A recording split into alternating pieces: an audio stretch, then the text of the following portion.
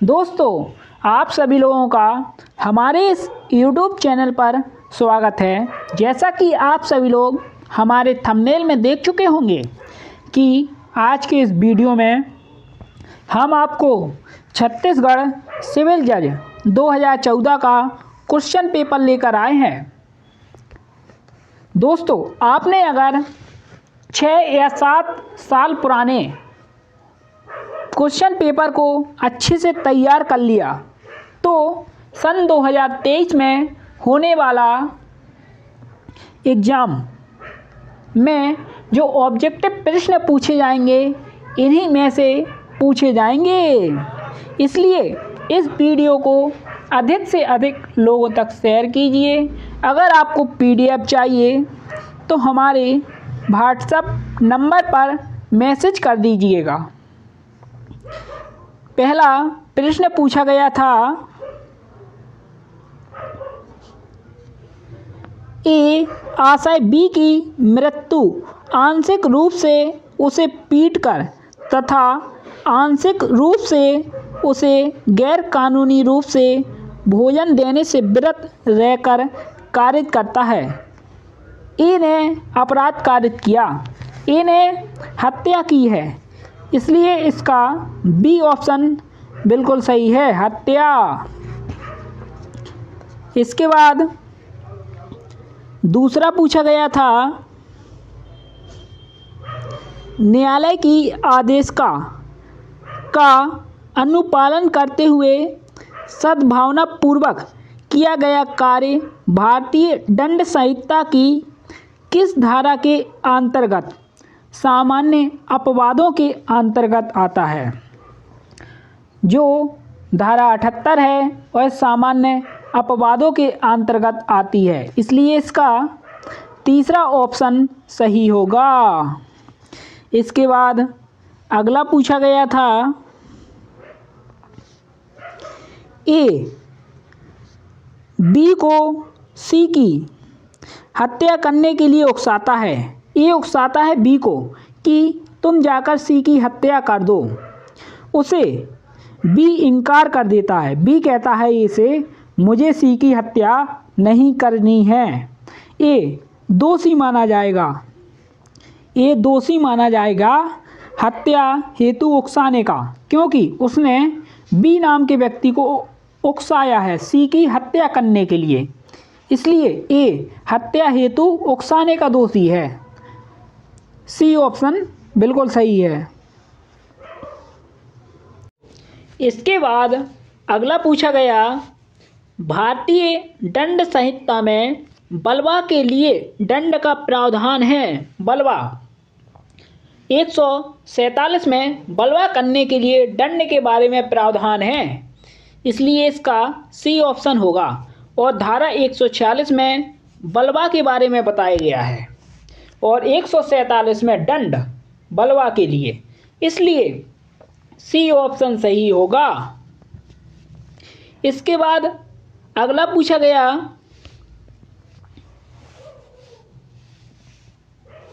ए जो कि रायपुर के जिला न्यायाधीश द्वारा जारी किए गए समन के अनुपालन में साक्ष्य देने हेतु उपस्थित होने के लिए बाध्य है। सा आशय अदालत के सामने उपस्थित होने से विरत रहता है। ए भारतीय दंड संहिता की किस धारा के अंतर्गत दोषी है?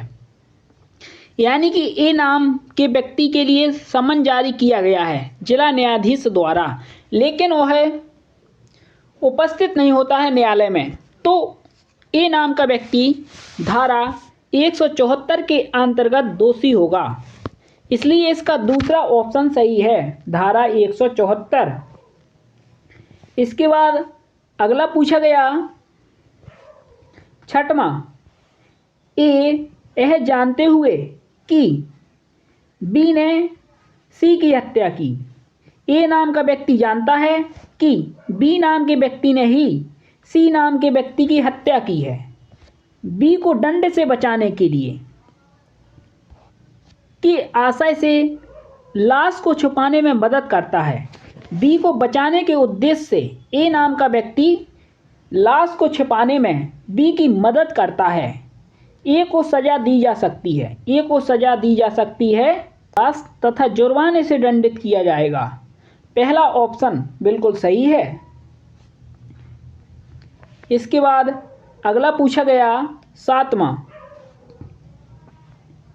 बलात्कार पीड़िता की पहचान को उजागर करने पर दंड की व्यवस्था भारतीय दंड संहिता की निम्नलिखित में से किस धारा में की गई है? अगर कोई व्यक्ति किसी बलात्कार लड़की की आइडेंटिटी प्रूफ को उजागर करता है, उसकी फोटो को सोशल मीडिया पर प्रकाशित करता है कि इस लड़की का बलात्कार किया गया था, तो ऐसे व्यक्ति को आईपीसी की धारा 228 ए के तहत दंडित किया जाएगा। इसलिए डी ऑप्शन सही है। इसके बाद अगला पूछा गया 8वां, मानव शरीर पर प्रभाव डालने वाले अपराधों के संबंध में भारतीय दंड संहिता में बताया गया है। मानव शरीर पर प्रभाव डालने वाले अपराधों के बारे में अध्याय 16 में बताया गया है और 17 में बताया गया है संपत्ति पर प्रभाव डालने वाले अपराधों में, और 16 में शरीर पर। इसलिए इसका जो चैप्टर 16 है उसी में बताया गया है। डी ऑप्शन सही है। इसके बाद अगला पूछा गया था 9वां, एक पुलिस अधिकारी बी को यह संस्वीकृति करने हेतु यातना देता है कि बी ने अपराध किया है। ए ने भारतीय दंड संहिता की किस धारा के अंतर्गत अपराध किया है? ए नाम का कोई पुलिस अधिकारी है और बी नाम के व्यक्ति को प्रताड़ित करता है कि तुमने अपराध किया है, स्वीकार करो, लेकिन उसने अपराध नहीं किया। तो ए नाम का व्यक्ति जो पुलिस अधिकारी है वह धारा 330 के अधीन दंडित किया जाएगा। इसलिए इसका डी ऑप्शन सही होगा। इसके बाद अगला पूछा गया 10वां, ए किसी दस्तावेज पर अपने सिग्नेचर इस आशय से बनाता है कि इस सिग्नेचर को उसके नाम के ही किसी दूसरे व्यक्ति द्वारा किया गया माना जाए। ए ने भारतीय दंड संहिता की किस धारा के अंतर्गत परिभाषित अपराध किया? यानी कि ए नाम के व्यक्ति ने डुप्लीकेट सिग्नेचर किए हैं, इसलिए ए नाम के व्यक्ति ने कूट रचना की है। कूट रचना को आईपीसी की धारा 464 में बताया गया है। इसलिए इसका बी ऑप्शन सही है, 464। इसके बाद अगला पूछा गया 11वां, जमानती व गैर जमानती अपराधों की सूची दंड प्रक्रिया संहिता में कहाँ दी गई है? जो अनुसूची 1 है उसमें जमानती और अजमानती की सूची दी गई है। कौन सा सेक्शन जमानती होगा, कौन सी सेक्शन जमानती नहीं होगी? सीआरपीसी की अनुसूची प्रथम, यानी कि सी ऑप्शन बिल्कुल सही है, अनुसूची फर्स्ट। इसके बाद 12वां पूछा गया सीआरपीसी की धारा 6 में दिया गया है। सीआरपीसी की धारा 6 में दंड न्यायालयों की श्रेणी के बारे में बताया गया है, यानी कि दूसरा ऑप्शन सही है।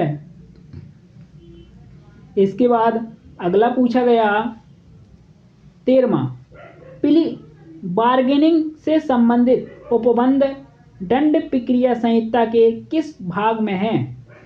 प्ली बार्गेनिंग का चैप्टर सीआरपीसी के 21A में है, इसलिए इसका डी ऑप्शन सही है, चैप्टर 21A।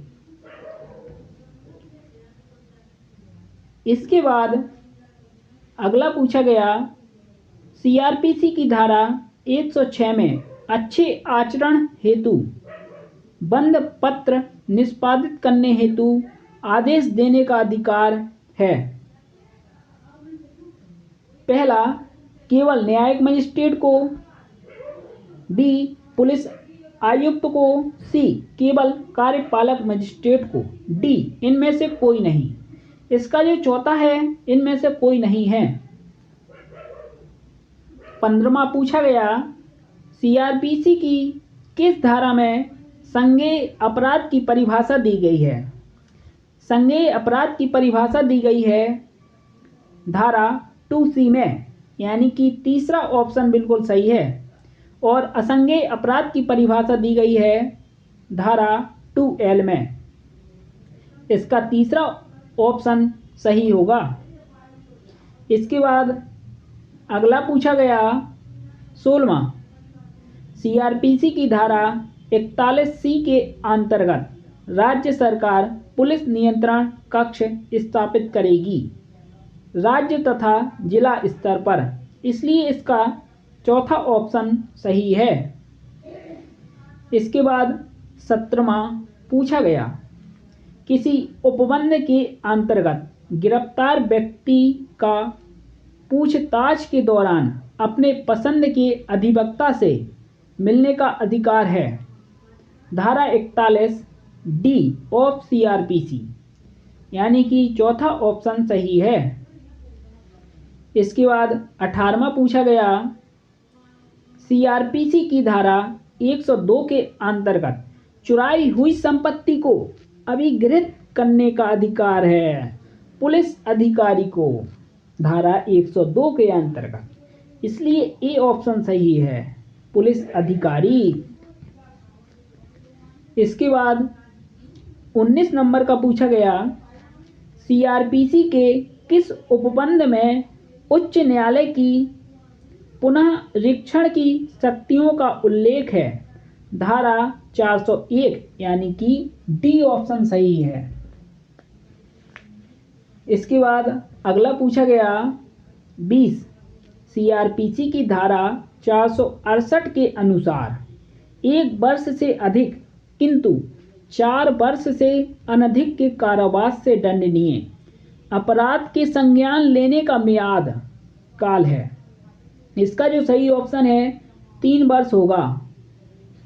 इसके बाद अगला पूछा गया 21 नंबर का ऑब्जेक्टिव प्रश्न, किसी संपत्ति की कुर्की के बाद उसका प्राइवेट अन्य संक्रमण होता है, शून्य होता है, इसलिए तीसरा ऑप्शन बिल्कुल सही है।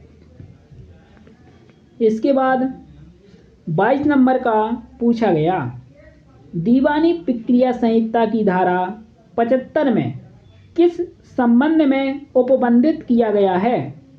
इसका जो दूसरा ऑप्शन है कमीशन जारी करने का अधिकारी, बिल्कुल सही है। इसके बाद 23 नंबर का ऑब्जेक्टिव प्रश्न पूछा गया दीवानी प्रक्रिया संहिता में अदालत से बाहर विवादों के निपटारे का उपबंध किया गया है। धारा 89 में, इसका डी ऑप्शन सही है, धारा 89। इसके बाद 24 नंबर का ऑब्जेक्टिव प्रश्न पूछा गया धारा 101 दीवानी प्रक्रिया संहिता के अनुसार दूसरी अपील करने के लिए आवश्यक शर्त क्या है। विधि का सारवान प्रश्न होना चाहिए तो दूसरी अपील की जा सकती है, दूसरा ऑप्शन सही है। इसके बाद 25 नंबर का पूछा गया यदि न्यायालय संतुष्ट है कि उसके सामने लंबित बाद में किसी अधिनियम की वैधानिकता का प्रश्न अंतर्गत है तो उसे क्या करना चाहिए। इसका जो दूसरा है उच्च न्यायालय को निर्देशित करना चाहिए, बिल्कुल सही होगा दूसरा। इसके बाद 26 नंबर का पूछा गया दीवानी प्रक्रिया संहिता में अधोलिखित में से कौन न्यायालय में व्यक्तिगत रूप से उपस्थित होने से छूट पाने का हकदार है। इनमें से सभी, यानी कि डी ऑप्शन बिल्कुल सही है। इसके बाद 27 नंबर का पूछा गया, दीवानी प्रक्रिया संहिता के अंतर्गत दायर कैविएट कितने दिनों तक प्रभावी रहता है? कैविएट प्रभावी रहता है 90 दिनों तक, यानी कि सी ऑप्शन सही है, 90 दिन। इसके बाद 28 नंबर का ऑब्जेक्टिव प्रश्न पूछा गया, वे दस्तावेज जो वादी द्वारा वाद पत्र के साथ अवश्य प्रस्तुत किए जाने चाहिए किंतु उन्हें नहीं किया जाता, क्या उन्हें बाद में वादी की ओर से साक्ष्य के रूप में स्वीकार किया जा सकता है? केवल अदालत की अनुमति से ही स्वीकार किया जा सकता है, इसलिए तीसरा ऑप्शन सही है।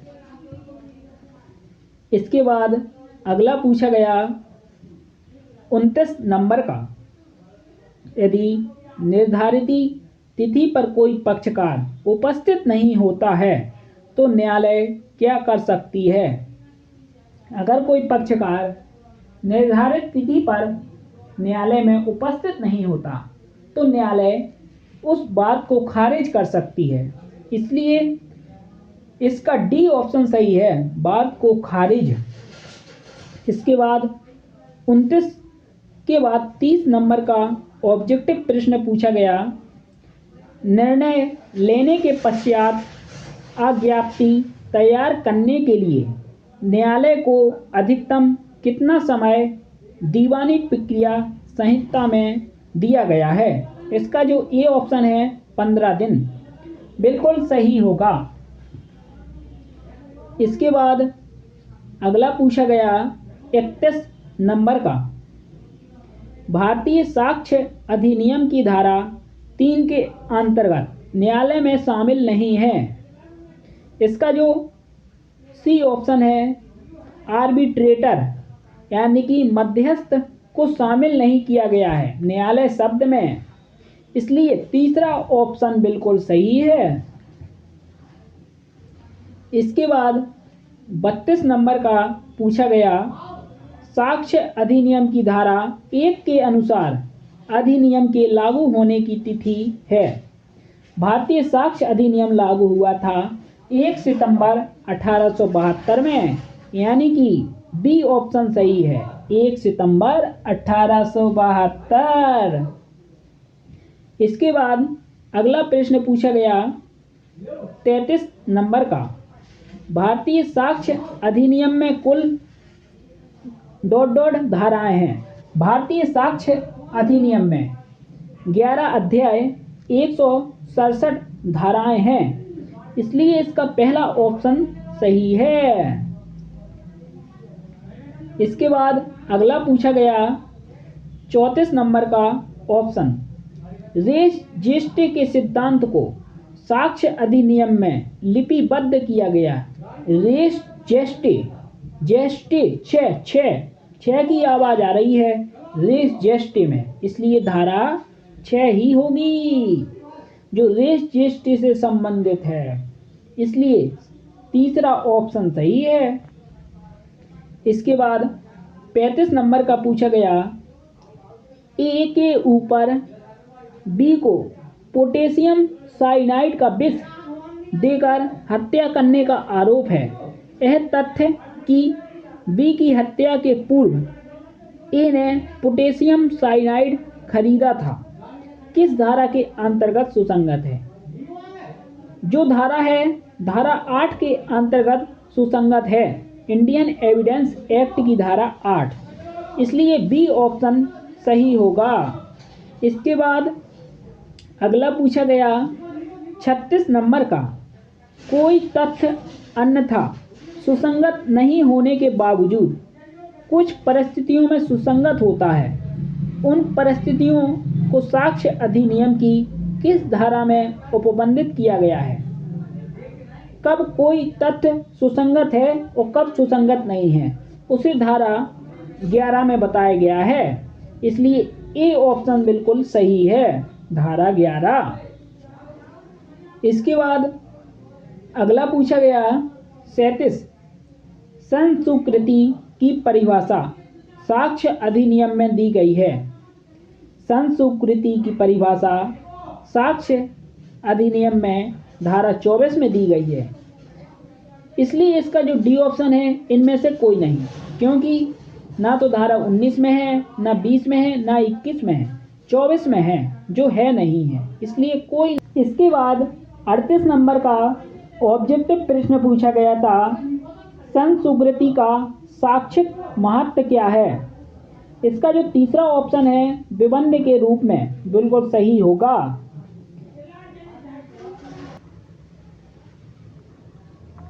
इसके बाद 39 नंबर का ऑब्जेक्टिव प्रश्न पूछा गया, सबूत के भार से संबंधित उपबंध भारतीय साक्ष्य अधिनियम के किस चैप्टर में लिपिबद्ध किए गए हैं? जो चैप्टर 7 है उसमें सबूत के भार के संबंध में बताया गया है, इसलिए इसका डी ऑप्शन बिल्कुल सही है। इसके बाद 40 नंबर का ऑब्जेक्टिव प्रश्न पूछा गया, धारा 119 के उपबंधों के अनुसार मूक साक्षी द्वारा दिया गया साक्ष्य माना जाएगा, मौखिक साक्ष्य माना जाएगा। अगर कोई व्यक्ति बोलने में असमर्थ है लेकिन वह न्यायालय में साक्ष्य देता है मौखिक, तो उसे मौखिक साक्ष्य ही माना जाएगा। इसका पहला ऑप्शन सही है। इसके बाद 41 नंबर का ऑब्जेक्टिव प्रश्न पूछा गया, संविधान की प्रस्तावना में समाजवादी शब्द जोड़ा गया था। संविधान की प्रस्तावना में समाजवादी शब्द 42वें संविधान संशोधन 1976 द्वारा जोड़ा गया था, इसलिए ए ऑप्शन सही है। इसके बाद 42 नंबर का पूछा गया था, अधोलिखित में से किस अनुच्छेद के अंतर्गत राष्ट्रपति को प्रधानमंत्री की नियुक्ति का अधिकार दिया गया है? अनुच्छेद 75 में राष्ट्रपति को प्रधानमंत्री की नियुक्ति करने का अधिकार दिया गया है, आर्टिकल 75, यानी कि दूसरा ऑप्शन सही है। इसके बाद 43 नंबर का पूछा गया, लोकसभा द्वारा धन विधेयक के पारित होने के बाद यदि राज्यसभा द्वारा कोई कार्रवाई नहीं किए जाने पर उसे कितने दिनांक बाद पारित हुआ मान लिया जाएगा? 14 दिन बाद पारित हुआ मान लिया जाएगा, इसलिए बी ऑप्शन बिल्कुल सही है, 14 दिन। इसके बाद अगला पूछा गया 44वां, भारत के मुख्य चुनाव आयुक्त को पद से हटाया जाएगा? इनमें से कोई नहीं है, इसलिए डी ऑप्शन होगा। इसके बाद 45 नंबर का पूछा गया, संविधान सभा द्वारा भारत के संविधान को अंगीकृत किया गया था। 26 नवंबर 1949 को संविधान को अंगीकृत किया गया था, इसलिए तीसरा ऑप्शन बिल्कुल सही होगा। इसके बाद 46 नंबर का पूछा गया था, सुप्रीम कोर्ट ने किस मुकदमे में बहुमत से निर्णय दिया था कि संसद अनुच्छेद 368 के अधिकारों का प्रयोग करके मूलभूत अधिकारों में संशोधन नहीं कर सकती है? गोलकनाथ बनाम पंजाब राज्य के मामले में। इसके बाद 47 नंबर का पूछा गया था, सुप्रीम कोर्ट की पहली महिला न्यायाधीश कौन थी? सुप्रीम कोर्ट की पहली महिला न्यायाधीश फतीमा बीबी थी, यानी कि एम फतीमा बीबी, पहला ऑप्शन सही है। इसके बाद 48 नंबर का पूछा गया, भारत के मुख्य चुनाव आयुक्त का कार्यकाल कितना होता है? भारत के मुख्य चुनाव आयुक्त का कार्यकाल 6 वर्ष या 65 वर्ष तक की उम्र जो पहले होता है, यानी कि डी ऑप्शन सही होगा। इसके बाद 49 नंबर का पूछा गया, संविधान के किस अनुच्छेद में राष्ट्रपति को अपने पदीय कर्तव्यों के निर्वहन में किए गए किसी कार्य के लिए न्यायालय के प्रति जवाबदेही से उन्मुक्ति प्रदान की गई है? इसका जो चौथा ऑप्शन है अनुच्छेद 361। इसके बाद 50 नंबर का पूछा गया, संसद की पुष्टि के बगैर वित्तीय आपात की घोषणा अधिकतम कितने समय तक प्रभावी रह सकती है? इसका जो तीसरा ऑप्शन है 2 माह तक प्रभावी रह सकती है। बिल्कुल सही होगा, 2 माह। इसके बाद 51 नंबर का पूछा गया, निम्नलिखित में से कौन सा कथन असत्य है? चौथा ऑप्शन सही है, निवेदिता को आमंत्रित करने वाला व्यक्ति उसे स्वीकार करने के लिए बाध्य है। इसके बाद 52 नंबर का पूछा गया, भारतीय संविदा अधिनियम की किस धारा में स्वतंत्र सहमति की परिभाषा दी गई है? भारतीय संविदा अधिनियम की धारा 14 में स्वतंत्र सहमति को परिभाषित किया गया है, इसलिए दूसरा ऑप्शन सही है, धारा 14। इसके बाद 53 नंबर का पूछा गया, बेकरार जिनका अर्थ निश्चित ना हो वे होते हैं शून्य होते हैं। तीसरा ऑप्शन सही है, शून्य होते हैं। इसके बाद 54 नंबर का पूछा गया, भारतीय संविदा अधिनियम में संयोगिक संविदा की परिभाषा दी गई है, धारा 31 में दी गई है। बी ऑप्शन सही होगा, धारा 31। इसके बाद अगला पूछा गया 55, भारतीय संविदा अधिनियम की धारा 40 में उपबंधित है। इसका जो पहला ऑप्शन है वचन पूरा करने वाले व्यक्ति के संबंध में बताया गया है, धारा 40 में, यानी कि पहला ऑप्शन सही होगा। इसके बाद 56 नंबर का पूछा गया, भारतीय संविदा अधिनियम में कतिपय संविदा सादृश्य संबंधों को उपबंधित किया गया है चैप्टर 5 में, इसलिए दूसरा ऑप्शन बिल्कुल सही है। इसके बाद अगला पूछा गया, संविदा अधिनियम में किसी वस्तु को पाने वाले व्यक्ति के दायित्व का वर्णन किया गया है, धारा 71 में किया गया है, इसलिए डी ऑप्शन बिल्कुल सही है, धारा 71। इसके बाद 58 नंबर का पूछा गया, संपत्ति अंतरण अधिनियम 1882 निम्नलिखित में से किस तिथि को प्रभावी हुआ था? संपत्ति अंतरण अधिनियम जून 1882 को लागू किया गया था, जो इनमें नहीं है, इसलिए डी ऑप्शन सही होगा, इनमें से कोई नहीं। इसके बाद 59 नंबर का पूछा गया, संपत्ति अंतरण अधिनियम में मौखिक हस्तांतरण की परिस्थितियों का वर्णन किया गया है, धारा 9 में, इसलिए दूसरा ऑप्शन बिल्कुल सही है। इसके बाद अगला पूछा गया 60, संपत्ति अंतरण अधिनियम की धारा 58 में परिभाषा दी गई है। पहला, बंधककर्ता की परिभाषा दी गई है, बंधक की परिभाषा दी गई है, बंधक धन की परिभाषा दी गई है, इनमें से सभी, यानी कि डी ऑप्शन सही होगा, इनमें से सभी। इसके बाद 61 नंबर का पूछा गया, संपत्ति अंतरण अधिनियम में बंधक ग्राह्यता के अधिकारों और दायित्वों का वर्णन किया गया है, धारा 67 से 77 तक, यानी कि तीसरा ऑप्शन बिल्कुल सही होगा।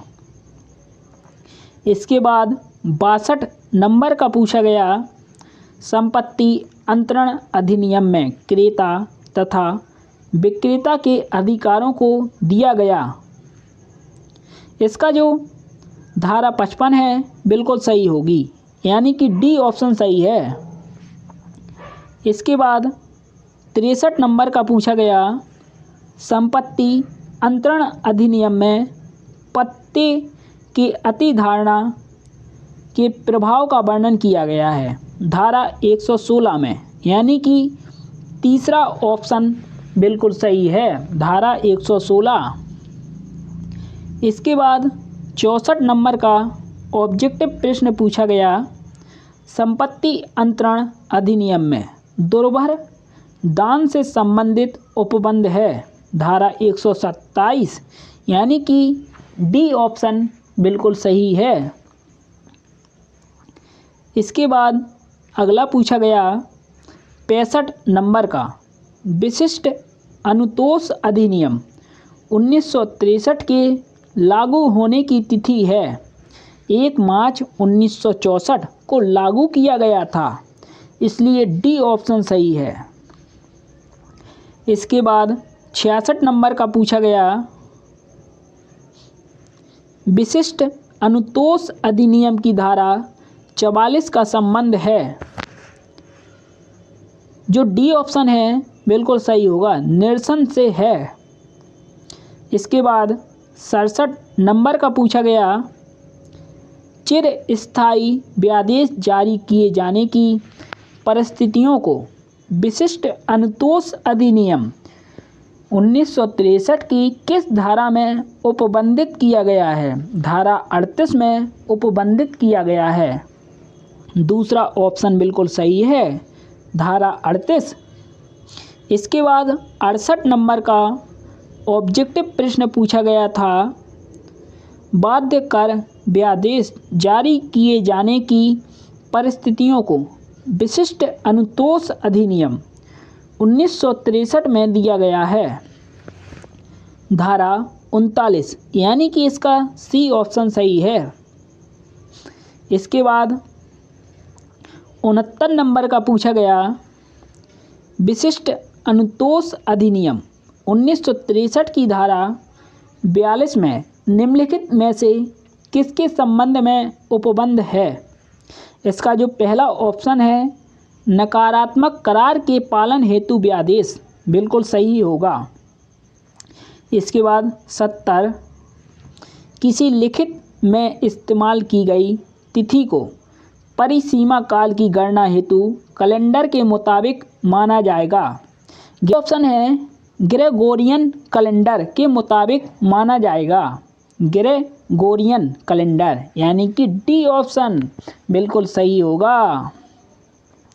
इसके बाद 71 नंबर का पूछा गया, जहां किसी वाद दायर करने के लिए कहीं पर कोई परिसीमा काल नहीं दिया हुआ है, वहाँ उसकी परिसीमा की अवधि 3 वर्ष मानी जाएगी। जहाँ पर वाद दायर करने की कोई अवधि नहीं दी गई है तो 3 वर्ष मानी जाएगी, इसलिए इसका ए ऑप्शन बिल्कुल सही है, 3 वर्ष।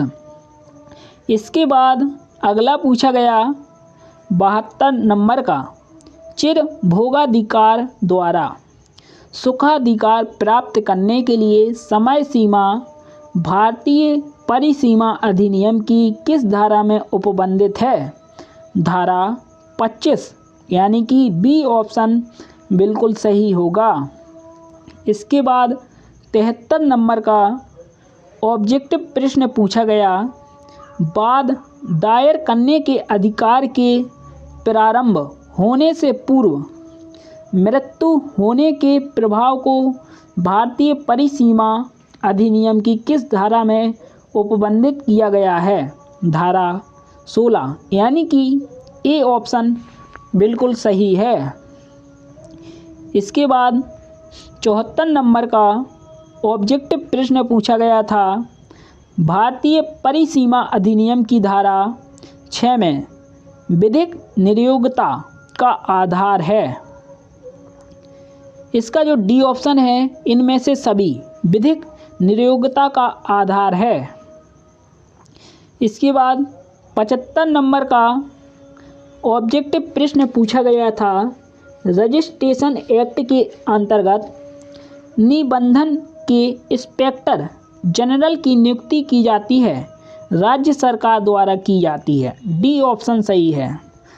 इसके बाद 76 नंबर का ऑब्जेक्टिव प्रश्न पूछा गया, जब किसी जिले के रजिस्ट्रार का पद अस्थायी रूप से रिक्त हो तो स्थायी व्यवस्था होने से पहले तक किस व्यक्ति को रजिस्ट्रार का कार्यभार सौंपने का अधिकार है? इसका जो तीसरा है, इंस्पेक्टर जनरल ऑफ रजिस्ट्रेशन बिल्कुल सही होगा। इसके बाद 77 नंबर का ऑब्जेक्टिव प्रश्न पूछा गया, रजिस्ट्रेशन एक्ट की धारा 16A को कब जोड़ा गया? जो रजिस्ट्रेशन एक्ट की धारा है 16A, उसे 2001 द्वारा जोड़ा गया था, इसलिए इसका ए ऑप्शन सही है, सन 2001। इसके बाद अगला पूछा गया 78, रजिस्ट्रेशन एक्ट की धारा 17 में उपबंधित किया गया है। जो सी ऑप्शन है, वे दस्तावेज जिनका पंजीकरण अनिवार्य है, बिल्कुल सही होगा। इसके बाद 79 नंबर का पूछा गया, रजिस्ट्रेशन एक्ट में कुछ दस्तावेज के पुनः पंजीकरण का प्रावधान है। पुनः पंजीकरण का प्रावधान दिया गया है धारा 23A में, यानी कि सी ऑप्शन सही होगा। इसके बाद अगला पूछा गया 80 नंबर का, पराक्रम लिखित अधिनियम के अंतर्गत वचन पत्र को न्यूनतम कितने दिनों के लिए जारी किया जा सकता है? वचन पत्र को निर्धारित समय सीमा तक तय नहीं है कोई समय सीमा, इसलिए डी ऑप्शन सही है, निर्धारित समय सीमा तय नहीं है वचन पत्र की। इसके बाद 81 नंबर का पूछा गया, पराक्रम लिखित की परिभाषा दी गई है पराक्रम लिखित अधिनियम की धारा 13 में, यानी कि सी ऑप्शन बिल्कुल सही है। इसके बाद अगला पूछा गया 82 नंबर का, विनिमय पत्र की परिभाषा पराक्रम लिखित अधिनियम में कहाँ दी गई है? धारा 5 में विनिमय पत्र की परिभाषा पराक्रम लिखित अधिनियम में दी गई है, इसलिए ए ऑप्शन सही है, धारा 5। इसके बाद अगला पूछा गया 83, भुगतान पर रोक का निर्देश अधिकतम कितने समय तक के लिए प्रभावी रहता है? इनमें से कोई नहीं, डी ऑप्शन सही है। इसके बाद 84 नंबर का ऑब्जेक्टिव प्रश्न पूछा गया था एग्जाम में, पराक्रम लिखित अधिनियम की किस धारा में सार्वजनिक अवकाश का स्पष्टीकरण दिया गया है? धारा 25 में, इसलिए डी ऑप्शन बिल्कुल सही है। इसके बाद 85 नंबर का, कोर्ट फीस एक्ट किस तिथि को लागू हुआ? इसका जो सी ऑप्शन है, 1 अप्रैल 1870 को लागू किया गया था कोर्ट फीस एक्ट अधिनियम, यानी कि तीसरा ऑप्शन बिल्कुल सही है। इसके बाद अगला पूछा गया था 86 नंबर का, कोर्ट फीस एक्ट की किस धारा में निर्णय के पुनः विचार के लिए दी गई कोर्ट फीस की वापसी का उपबंध किया गया है? धारा 14 में, यानी कि डी ऑप्शन सही है। इसके बाद अगला पूछा गया 87 नंबर का, कोर्ट फीस एक्ट की धारा 19 का संबंध है? इसका जो पहला ऑप्शन है, कोर्ट फीस से छूट प्राप्त दस्तावेज से संबंधित है, ए ऑप्शन बिल्कुल सही होगा। इसके बाद 88 नंबर का पूछा गया था, कोर्ट फीस एक्ट के चैप्टर 5 का संबंध है कोर्ट फीस के उदाहरण के ढंग से? इसका ए ऑप्शन बिल्कुल सही होगा। इसके बाद 89 नंबर का पूछा गया था, छत्तीसगढ़ रेंट कंट्रोल एक्ट 2011 लागू होने की तिथि थी। 6 नवंबर 2012 को छत्तीसगढ़ रेंट कंट्रोल एक्ट लागू किया गया था, इसलिए इसका जो डी ऑप्शन है 6 नवंबर 2012। इसके बाद 90 नंबर का पूछा गया, छत्तीसगढ़ रेंट कंट्रोल एक्ट 2011 में रेंट कंट्रोल ट्रिब्यूनल की शक्तियों का उल्लेख किया गया है धारा 8 में, यानी कि पहला ऑप्शन बिल्कुल सही है, धारा 8। इसके बाद 91 नंबर का पूछा गया, छत्तीसगढ़ रेंट कंट्रोल एक्ट 2011 की अनुसूची 1 का संबंध है किराएदार के अधिकारों से, यानी कि बी ऑप्शन बिल्कुल सही है, किराएदार के अधिकारों से संबंधित है अनुसूची 1। इसके बाद 92 नंबर का पूछा गया, छत्तीसगढ़ रेंट कंट्रोल एक्ट 2011 में भूस्वामी के अधिकारों का उल्लेख किया गया है, अनुसूची 2 में उल्लेख किया गया है, इसलिए बी ऑप्शन बिल्कुल सही है। इसके बाद 93 नंबर का पूछा गया, छत्तीसगढ़ लैंड रेवेन्यू कोड 1959 की धारा 257 का संबंध है।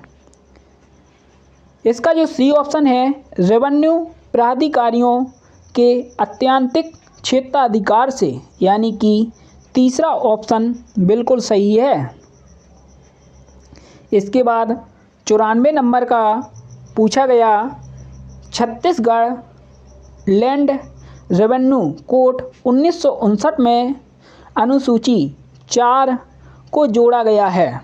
इसका जो दूसरा ऑप्शन है, छत्तीसगढ़ लैंड रेवेन्यू कोड संशोधन अधिनियम 2012 द्वारा, इसलिए इसका दूसरा ऑप्शन बिल्कुल सही है। इसके बाद 95 नंबर का पूछा गया, छत्तीसगढ़ आबकारी अधिनियम में किसी पेय को देसी मदिरा घोषित करने का अधिकार निहित है। राज्य सरकार को देसी शराब घोषित करने का अधिकार दिया गया है, इसलिए डी ऑप्शन सही है, राज्य सरकार। इसके बाद 96 नंबर का पूछा गया, छत्तीसगढ़ आबकारी अधिनियम में किसी पेय को देसी या विदेशी मदिरा घोषित करने का अधिकार राज्य सरकार को होता है, यानी कि बी ऑप्शन सही है। दोस्तों, इसके बाद 97 नंबर का ऑब्जेक्टिव प्रश्न पूछा गया था, कंटोनमेंट क्षेत्र में मदिरा बिक्री हेतु लाइसेंस देने के लिए किसकी पूर्व अनुमति की आवश्यकता है? कमांडिंग ऑफिसर, यानी कि सी ऑप्शन बिल्कुल सही है। इसके बाद 98 नंबर का पूछा गया, छत्तीसगढ़ आबकारी अधिनियम के अंतर्गत कितने वर्ष से कम की उम्र के व्यक्ति को मदिरा बेचने पर प्रतिबंध है? 21 वर्ष से कम की आयु का व्यक्ति अगर मदिरा बेचता है तो उसके ऊपर प्रतिबंध लगाया गया है, इसलिए दूसरा ऑप्शन सही है, 21 वर्ष। इसके 99 नंबर का पूछा गया, लोक शांति के परीक्षण हेतु मदिरा की दुकान को बंद करने का आदेश देने का अधिकार किस में निहित है? जिला मजिस्ट्रेट में, यानी कि डी ऑप्शन सही है। इसके बाद 100 नंबर का ऑब्जेक्टिव प्रश्न पूछा गया, भांग की खेती करने पर पहली बार कितना दंड दिया जा सकता है? अगर कोई व्यक्ति भांग की खेती करता है इल्लीगल तरीके से तो उसे पहली बार कितने दंड से दंडित किया जा सकता है? इसका जो पहला ऑप्शन है, 6 महीने से 2 वर्ष तक का कारावास तथा 10,000 से 50,000 तक का अर्थदंड लगाया जा सकता है। पहला ऑप्शन बिल्कुल सही है। इस प्रकार दोस्तों सिविल जज 2015 में 100 ऑब्जेक्टिव क्वेश्चन पूछे गए थे। अगर आपने 7 साल पुराने क्वेश्चन पेपर को तैयार कर लिया तो सन 2023 में होने वाला सिविल जज के एग्ज़ाम में आपके कम से कम 95 नंबर आएंगे। आपका प्री आराम से क्वालिफाई हो जाएगा दोस्तों। इसलिए आपको हमारी प्लेलिस्ट पर चले जाना है। आपको वहां पर हर स्टेट के सिविल सर्विस के पिछले साल के क्वेश्चन पेपर हल सहित मिल जाएंगे। अगर आपको PDF चाहिए तो हमें मैसेज कर दीजिएगा व्हाट्सएप पर। दोस्तों आप हमारे इस चैनल को सब्सक्राइब कर लीजिएगा, जिससे आने वाले अगले वीडियो का नोटिफिकेशन आप तक तुरंत पहुंच सके। दोस्तों धन्यवाद। जय हिंद, जय भारत, वंदे मातरम।